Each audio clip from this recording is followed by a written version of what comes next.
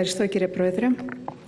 Κύριοι συνάδελφοι, το σημερινό νομοσχέδιο συνίσταται από δύο θεμελιακές παραδοχές. Η μία είναι ότι ο προηγούμενος αναπτυξιακός νόμος, αυτός του 2022, απέτυχε παταγωδώς, και η δεύτερη μια ανέξοδη υπόσχεση, μια εξαγγελία ότι ο σημερινός θα πετύχει τη δικαιότερη και αποτελεσματικότερη διεκπεραίωση της αξιολόγησης των επενδυτικών σχεδίων. Η αλήθεια είναι ότι το σημερινό νομοσχέδιο δεν απλοποιεί, ούτε επιταχύνει, ούτε εξισορροπεί, ούτε καλύπτει τις ανάγκες της ελληνικής οικονομίας. Κινείται στην ίδια λογική με τον προηγούμενο νόμο, όπου είχαμε παρατηρήσει ένα στρεβλό καθεστώς με τις αξιολογήσεις των επιχειρηματικών σχεδίων να φτάνουν ακόμη και στους 21 μήνες, την αναποτελεσματικότητα του πληροφοριακού συστήματος διαχείρισης των αιτήσεων ένταξης των επενδυτικών σχεδίων στα διάφορα καθεστώτα, την απουσία των χρηματοδοτήσεων των μικρών επιχειρήσεων. Όπως ανέφερε και ο εισηγητής μας, υπάρχουν σοβαρά ερωτηματικά για τη διαφάνεια, την αποτελεσματικότητα, την ταχύτητα διεκπεραίωσης, αλλά κυρίως και πρώτιστα για τη φιλοσοφία του νόμου. Μπορούμε να πούμε πολλά για το περιεχόμενο, αλλά θέλω να σταθώ ειδικά στο κεφάλαιο στα άρθρα 46 έως 52, όπου καταργείται το αυτόνομο επενδυτικό καθεστώς με τίτλο Δίκαιη Αναπτυξιακή Μετάβαση, που είχε θεσπιστεί με τον νόμο του 2022.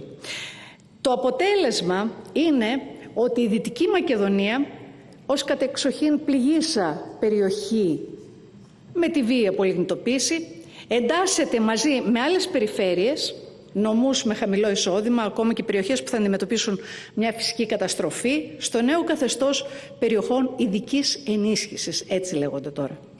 Αυτό γεννά πάρα πολλά ερωτήματα. Άραγε, κύριε Υπουργέ, έχει λήξει η μετάβαση ώστε το Υπουργείο Ανάπτυξης να ενταφιάσει το αυτόνομο αυτό καθεστώς? Υπήρξε κάποιος λόγος κατάργησης? Δεν μας είπατε ποτέ. Πέτυχε το σκοπό του ο νόμος 4887 του 22 για τη στήριξη της Δυτικής Μακεδονίας? Θα εξαφανιστεί στα χαρτιά, γιατί στην πραγματικότητα ουδέποτε υπήρξε, η ειδική μέριμνα για την περιοχή, η οποία εντάσσεται με το παρόν νομοσχέδιο ως απλή υποπαράγραφος μαζί με πολλές άλλες στην ίδια συνθήκη? Οι απαντήσεις είναι εύλογες και δυστυχώς αποκαρδιωτικές για τους συμπολίτες μου. Ακόμα πιο ανησυχητικό, αλλά απολύτως συμβατό με τις κυβερνητικές επιδιώξεις, είναι ότι σε όλο το νομοσχέδιο, αλλά ειδικότερα στα άρθρα, στις διατάξεις που τροποποιούν τα άρθρα για τη μετάβαση, προστίθεται η δυνατότητα επιχορήγησης φοροαπαλλαγής ενίσχυσης συλλήβδιν των μεγάλων επιχειρήσεων, σε αντίθεση με το προηγούμενο, όπου στο άρθρο 55 αναφερόταν ρητά ότι μπορούσαν να επιδοτηθούν μόνο πολύ μικρές και μεσαίες, καθώς και μεγάλες μόνο όμως εφόσον αυτές είχαν άμεση σχέση με τους πυλώνες της δίκαιης αναπτυξιακής μετάβασης. Ξεχύλωμα. Παντού χωρίς σταθμίσεις, όρια και διάχυση του κοινωνικού ωφέλους. Ένα σχέδιο πισαρίδι σε ζωντανή εξέλιξη, όπου οι μικροί και οι μεσαίοι δεν έχουν θέση δυστυχώς πουθενά και πρέπει να γίνουν όμηροι και υποτελείς των πλουσιοπάροχα επιδοτούμενων και επιχορηγούμενων συμφερόντων. Κάτι τελευταίο. Ανέφερε ο Υπουργός χθες, ο κ. Θεοδωρικάκος, ότι δεν υπάρχει κατάργηση του ειδικού καθεστώτος για τις ελληνικές περιοχές. Αντιθέτως, εντάσσονται αφενός στο καθεστώς ειδικής ενίσχυσης, αλλά και παράλληλα αυτούσιες οι διατάξεις έχουν περιέλθει στη δικαιοδοσία του Υπουργείου Εθνικής Οικονομίας και της Μετάβασης ΑΕ. Ας παραβλέψουμε το γεγονός ότι δεν απάντησε για την σημειολογική σκοπιμότητα της κατάργησης του καθεστώτος ΔΑΜ, της δίκαιης αναπτυξιακής μετάβασης δηλαδή, και να παραθέσω μόνο ελάχιστα στοιχεία για την επιτυχία αυτών των μέτρων. Στην εισήγηση του Προέδρου της Ειδικής Υπηρεσίας του Στρατηγικού Σχεδιασμού ΔΑΜ πριν 2 μήνες, και ενώ έχουν περάσει σχεδόν 6 χρόνια από την απόφαση για τη βίαιη απολιγνητοποίηση και τον κλείσιμο των μονάδων, υπήρξε αναφορά για την πρόοδο της χρηματοδότησης. Ακούστε, μάθαμε τα εξής. Εξειδίκευση του 64% του συνολικού προϋπολογισμού. Προσκλήσεις στο 54% του προϋπολογισμού. Νομική δέσμευση στο 28% του προϋπολογισμού. Ξέρετε, κύριε Υπουργέ, τι λείπει στον απολογισμό? το κομμάτι της απορρόφησης, όπου τα αποτελέσματα είναι ικτρά, με μερικές μόνο δεκάδες χιλιάδες ευρώ να έχουν έρθει στην περιοχή. Λείπει το κομμάτι της υλοποίησης, της δημιουργίας, της παράδοσης έργου, της προσφοράς θέσεων εργασίας, το κομμάτι της πραγματικής οικονομίας, της ανακούφισης εν τέλει, της έγνοιας για τον τόπο και τους πολίτες. Γιατί από θριαμβευτικές και εκτός πραγματικότητας δηλώσεις του Πρωθυπουργού και των αρμόδιων υπουργών ότι η Δυτική Μακεδονία τάχα είναι πρότυπο δίκαιης μετάβασης, μια περιοχή που τη ζηλεύουν οι υπόλοιπες, το ακούσαμε και αυτό, ότι κατηγορείται από την υπόλοιπη Ελλάδα, λέει, για αμεροληψία υπέρ της περιφέρειάς μας, καταλήγουμε πού? Στον ενταφιασμό, στο τσουβάλιασμα, την απόγνωση των πολιτών και την ενίσχυση των μεγάλων συμφερόντων. Έτσι, για να καταλαβαίνόμαστε. Να συνεχίσω με μία αναφορά στα ειδικότερα ζητήματα του τουρισμού, τονίζοντας αρχικά ότι στο σκοπό του νομοσχεδίου δεν υπάρχει καμία ειδική αναφορά στον κλάδο. Ένας κλάδος που συνεισφέρει άμεσα στο ΑΕΠ κατά 13%, ενώ προσφέρει περίπου το 16% των συνολικών θέσεων εργασίας στη χώρα. Όπως επίσης δεν έγινε καμία ανοίξη για την αποτυχία του προηγούμενου νόμου, όπου ακόμη και επιχειρήσεις που είχαν πάρει προέγκριση απεντάχθηκαν λόγω έλλειψης διαθέσιμων κονδυλίων. Καθώς επίσης και για το γεγονός ότι εδώ και 1,5 χρόνο, όπως λέει η POX, δεν έχει εκδοθεί καμία νέα προκήρυξη για το καθεστώς τουριστικών επενδύσεων.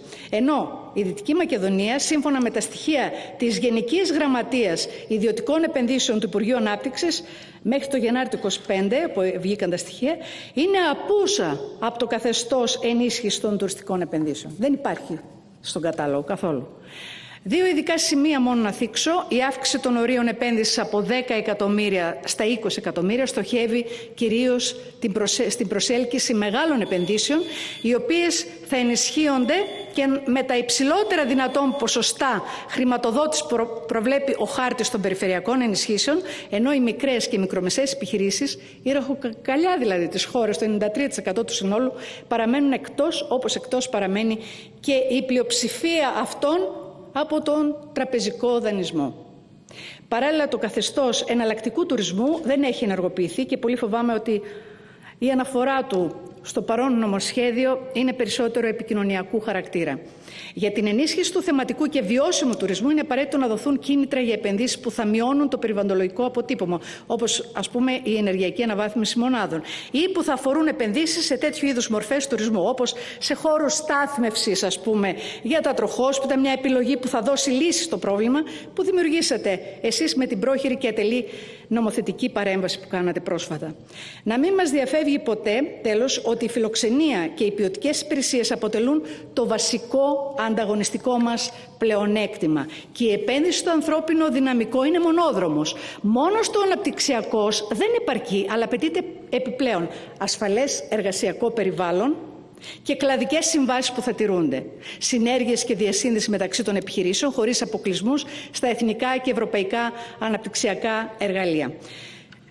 Τελειώνοντας, κύριε Πρόεδρε, να πω ότι ο απολογισμός του προηγούμενου αναπτυξιακού νόμου, που δεν έγινε ποτέ από την κυβέρνηση, πραγματοποιήθηκε ουσιαστικά στο κοινωνικό και οικονομικό πεδίο από τα αποτελέσματα.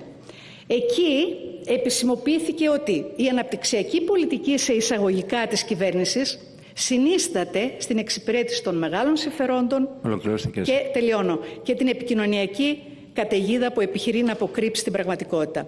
Η ανάπτυξη στη χώρα, κυρίες και κύριοι συνάδελφοι, γίνεται με στρεβλό τρόπο. Έχει συγκεκριμένους ωφελούμενους που παρατηρούν τα κέρδη τους να εκτοξεύονται, απομυζώντας τις δυνατότητες για ευημερία στη μεγάλη πλειοψηφία της κοινωνίας, στο περιβάλλον, τις υποδομές και τους εργαζόμενους. Οι υπόλοιποι παρατηρούν τους υπουργούς να διαστρεβλώνουν στοιχεία, να αποσιωπούν και να ευαγγελίζονται ένα καλύτερο μέλλον που δεν τους περιλαμβάνει, δυστυχώς ούτε τους ανήκει. Ευχαριστώ πολύ. Ευχαριστούμε πολύ την κυρία Βέτα. Επόμενος ομιλητής ο κύριος Αθανάσιος Ζεμπίλης, βουλευτής της Νέας Δημοκρατίας.